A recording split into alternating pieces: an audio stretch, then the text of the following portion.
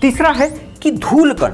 ठीक है, धूल कण ऐसी चीज़ें हैं कि जो समझ लीजिए हम खनन कर रहे हैं, प्रेक्षण कर रहे हैं, वाहन चला रहे हैं, ये सब धूल कण आसमान में उड़ के जाते हैं। तो यह भारी तत्व हैं, हमारे ऊपर ही टंगे रहते हैं। तो जहाँ पर ऐसा देखा जाता है कि ज़्यादा धूल कण मतलब कि ज़्यादा वाहन, ज़्यादा खनन, यह सब अपना एक विशेष क्षेत्र ही होता है। जंगलों में ऐसा नहीं देखा जाता है, वहाँ पर धूल कण नहीं होते हैं, लेकिन खाली स्थानों में धूल कण बहुत ज़्यादा देखने को हमें मिलते हैं। और ये धूल कण भारी होने की वजह से प्रेशर को अधिक बढ़ा देते हैं, जिस वजह से प्रेशर डिस्टर्ब कहीं ना कहीं होता है। जो अपने एक्चुअल प्रेशर पे रहता है वह कहीं ना कहीं बढ़ जाता है।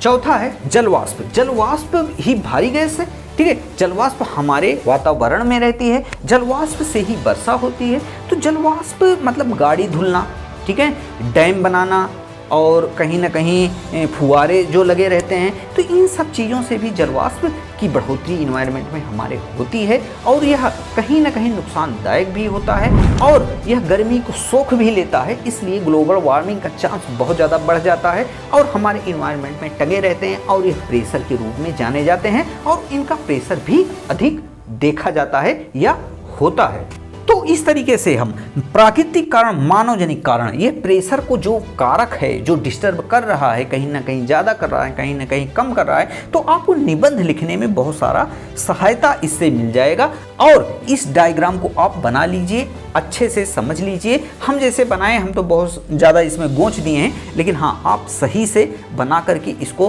अच्छे तरीके से समझ लीजिए। इस वीडियो को एक बार, दो बार, चार बार आप देखिए, लेकिन इन सारी चीज़ों को आप समझ लीजिए, अपना खुद ही नोट्स बनाइए। हाँ, कुछ हम बातें कर रहे थे कि जैसे बॉइलिंग पॉइंट की, ठीक है, कि हम जैसा देखने को हमें मिलता है कि अगर हम पर्वतों पर जाते हैं तो वहाँ पर खाना जो बनता है वह जल्दी से तो ऐसा लगता है कि तैयार हो रहा है, लेकिन वह तैयार सच में नहीं होता है। जैसे हम यहाँ पर अभी बना रहे हैं कि किसी पतीली में चावल डाल दिए, समुद्र के किनारे बना रहे हैं, किसी पतीली में चावल डाल दिए तो वह जल्दी पक जाता है। और उसी के परिपेक्ष में अगर हम पर्वतों पर ले जाते हैं, वहाँ पर जब चावल बनाते हैं तो वहाँ पर उबल तो जल्दी जाता है, लेकिन वहाँ पर क्या होता है, वहाँ पर खाना नहीं जल्दी बन पाता। उसको निकालते हैं जब हम, तो चावल कच्चा ही हमको महसूस होता है। ऐसा क्यों होता है, इसको हम जरा सा जानते हैं।